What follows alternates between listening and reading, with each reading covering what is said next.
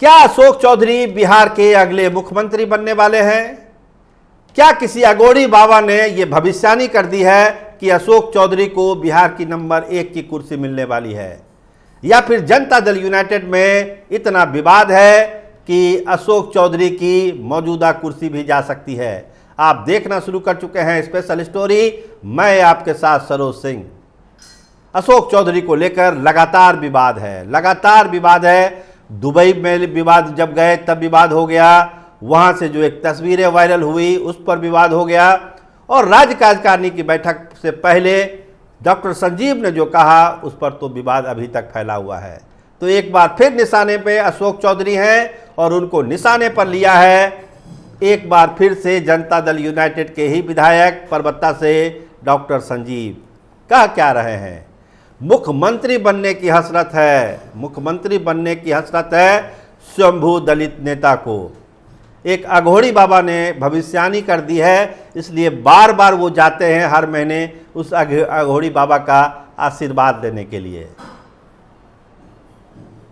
कहते हैं कि क्या अजीब बात है, समाज को गाली देने वाला पार्टी में अवॉर्डेड हो रहा है, उसको तवज्जो दी जा रही है।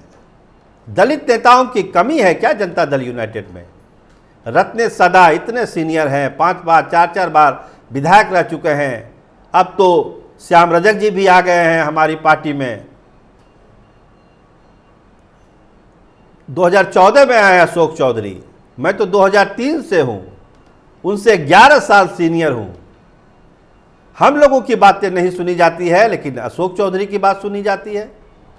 2-3 चमचा टाइप लोगों से घिरे रहते हैं अशोक चौधरी, मुख्यमंत्री वो लोग उनको बनाते रहते हैं, और ऊपर से ये अघोरी बाबा जो बोल देते हैं तो और भी हौसला बुलंद हो जाता है। ये है क्या चीज़? इस तरह के तो कई नेता जनता दल यूनाइटेड में है, फिर यही स्वयंभू नेता क्यों? दुबई गए, बिहार में शराबबंदी है, शराब पार्टी की फोटो वायरल हो जाती है, लगता है कि उन तस्वीरों को नीतीश कुमार ने देखा ही नहीं, उनके आसपास के लोगों ने उस तस्वीर को दिखा ही नहीं नीतीश कुमार को, नहीं तो कार्रवाई तो हो गई रहती।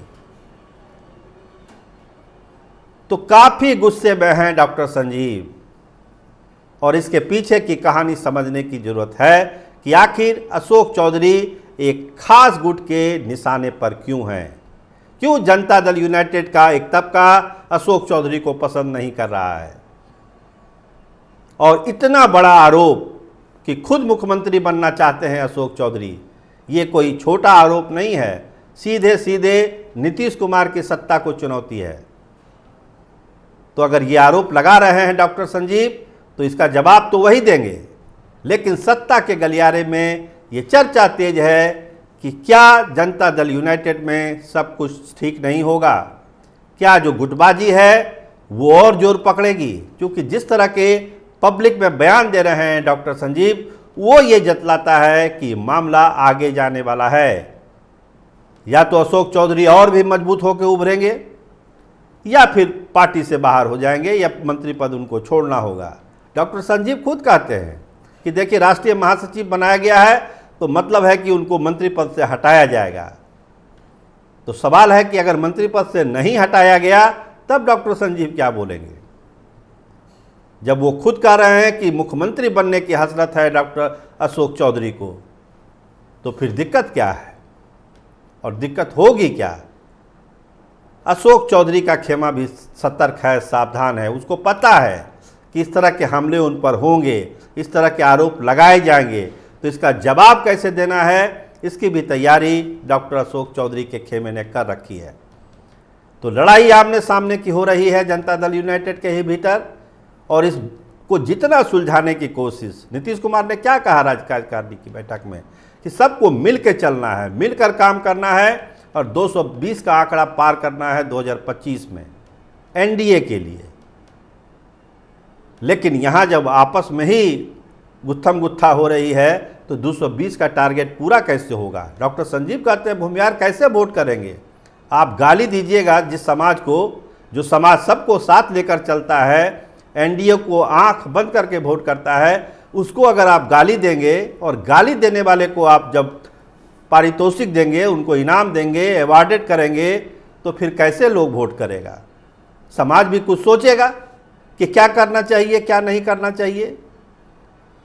तो इस तरह की चीज़ें, इस तरह का पेच जनता दल यूनाइटेड की ताकत को कम कर रहा है और नीतीश कुमार चाहकर भी इस तरह की चीज़ों को रोक नहीं पा रहे हैं। जनता दल यूनाइटेड के लिए यही चिंता का विषय है। आप देखते रहिए कैपिटल टीवी बिहार। आपका बहुत धन्यवाद, आपका बहुत बहुत शुक्रिया।